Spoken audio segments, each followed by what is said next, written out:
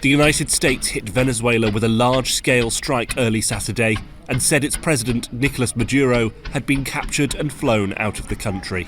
Here's what to know. Multiple explosions and low-flying aircraft were seen in Caracas in the early hours of Saturday morning. Maduro's government immediately accused the US of an imperialist attack on civilian and military installations. US President Donald Trump posted on Truth Social that Maduro had been, along with his wife, captured and flown out of the country. He added that the operation was done in conjunction with US law enforcement. The apparent attack itself lasted less than 30 minutes. Trump said in his social media post that the strike was carried out successfully. It comes after the Trump administration has escalated pressure on Maduro, who has decried US military operations against alleged drug traffickers as a thinly veiled effort to oust him from power. It was not immediately clear who was running the country, and Maduro's whereabouts were not immediately known.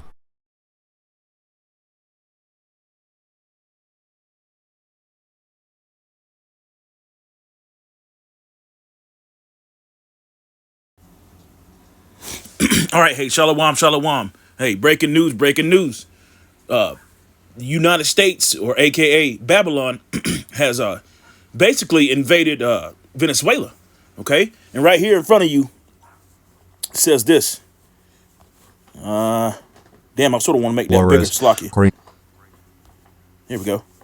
There we go. This reporter says Natasha Bertrand, anyway, Maduro and his wife Celia Flores were dragged from their bedroom by U.S. forces during the raid that led to their capture. You see that?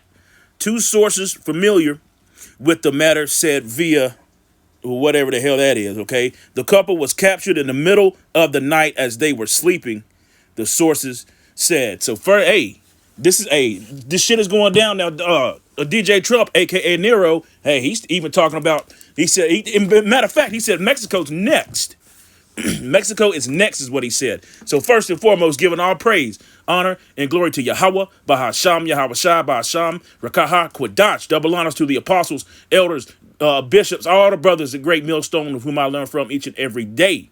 And that have been for a decade and a half now, or close to it.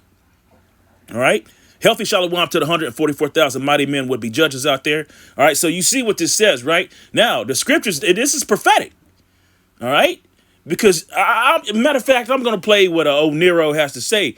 He sings the thing. He's got it in his mind, which the scripture said in the book of Psalms 49, verse 11, that their inward thought is that their houses shall continue forever. But he says nobody can. He says nobody can touch us. Nobody can touch us. And if you remember, back, it was 2025 sometime, around the beginning of 2025, or the beginning of Nero's second presidency, that Vladimir Zelensky, he even told Trump, he said, look, man, you and your borders, you got two oceans, you think you're protected, but you're going to be touched because of this. He said that. And the scriptures say it too. I'm just saying, hey, this is all prophecy, and pursuant to the book of Sirach, 39th chapter and verse 1. So this is breaking news right here. Check it out. Listen to what old Nero has to say. Listen. All right, so yeah. Please excuse me. Call Allah Yahweh Bashim Yahushua. But you see what he had to say, and he had something else to say too. I'm gonna play that. All right, but all this gets filtered through the scriptures because this is prophecy. Remember, the scriptures very plainly told you. It told everybody that all these nations have laid down with Babylon, the great whore, right? That's why it's called the great whore, that sitteth upon many waters, right? They take and they take and they take and they take. And this is Esau's M.O. And if you don't know, for the newcomers, if you don't know who Esau Edom is, it's the so-called white man, woman, and child.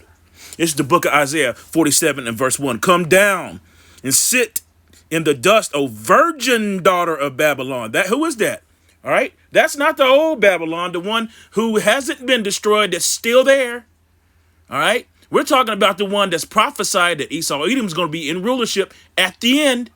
And all these things are going to be happening. And all these nations are going to get mad because they have laid down with the great whore, which is, in fact, is America.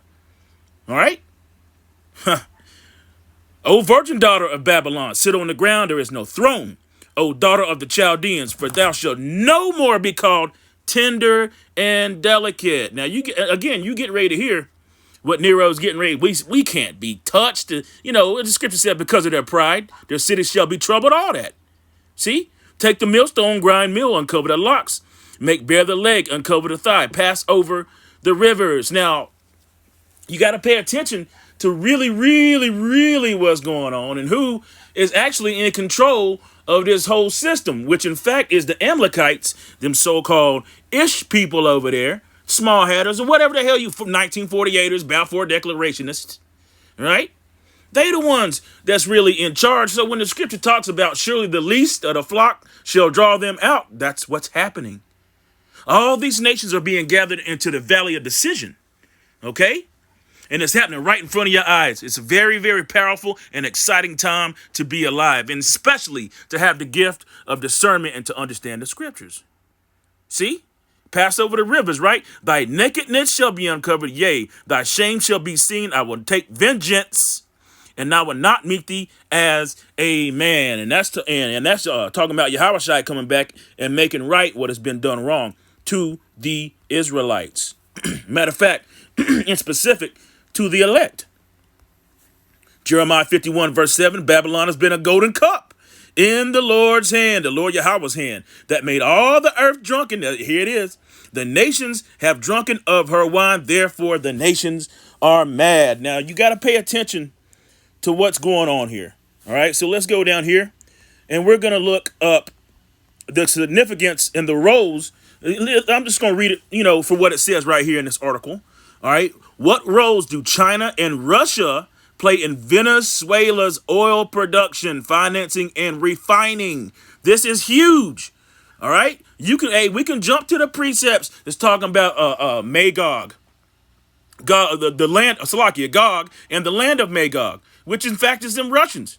There's no more intelligence. There's no more wisdom in Timon, which is them Germans, which in fact were the ones that helped usher in the waster and the destroyer, which is the nuclear missiles that is prophesied to be unleashed on Babylon from all nations on the earth, well, that have those prospective weapons. Let's read this. China is now the dominant buyer of Venezuelan oil, taking roughly 80%. You hear this? 80% of exports in recent months, about 746,000 BPD in maybe it's barrels per something. Okay, it's probably barrels, because I believe that's how they calculate oil is by the barrel. Okay, and absorbing large volumes of fuel oil and methanol, all right, which is derived from oil, just like kerosene, gasoline, diesel, amongst other fuels, fuel oil, all those different oils and derivatives. I mean, even certain plastics and all that. As a matter of fact, you'd be surprised what crude oil produces. I'm just saying. You look that up. You'd be very surprised. It's all over the place. Anyhow, and absorbing large volumes of fuel oil, right? And methanol as well, 136 barrels, so 36,000, all right? And fuel oil, 46,000 barrels of methanol, all right? Russians play a different role, direct field operations, operators and state-linked firms, extended technical capacity and credit, including 15-year, I don't know what JV, I don't know what that means. Anyway, extensions with I can't pronounce that dude's name. It sound like a damn it sound like a small hatter to me. All right. Anyway, and historically supplied financing and dilutants that keep exports flowing. So hey, this is big, and this is prophecy.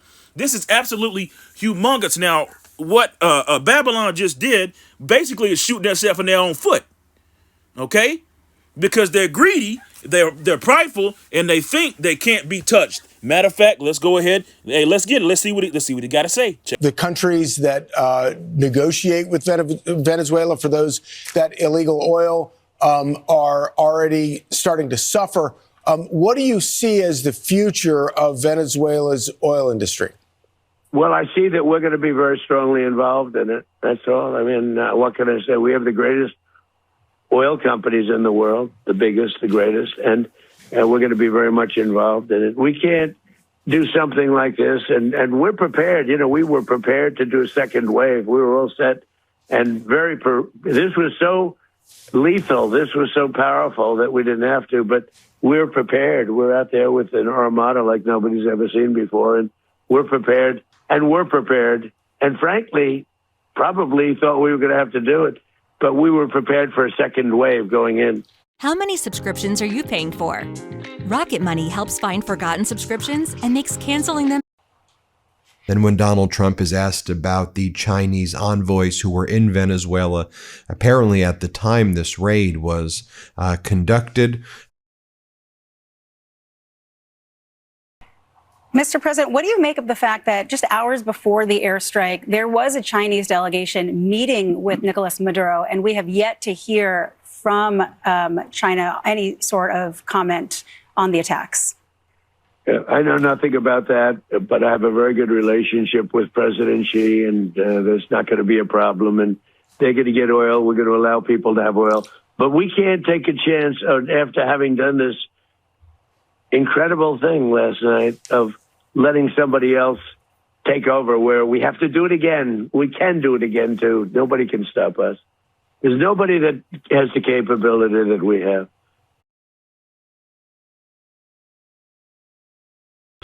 Take over, where we have to do it again. We can do it again, too. Nobody can stop us. There's nobody that has the capability that we have. You know, when I watch that war in Russia going on and on and on, and everybody dying, and it's like it's primitive. It's primitive. It's horrible. It's really horrible. Could you tell us, Mr. President? I'll play you some clips in a All right, so there it is right there. You heard what he said. Nobody can stop us. We're going to allow them to have oil. Now, I just read to you the significance with China is humongous. Remember that, hey, look, China used to be sharecroppers. Okay? You know, the scriptures go into it and tell you, let the weak say I'm strong. They're no longer weak.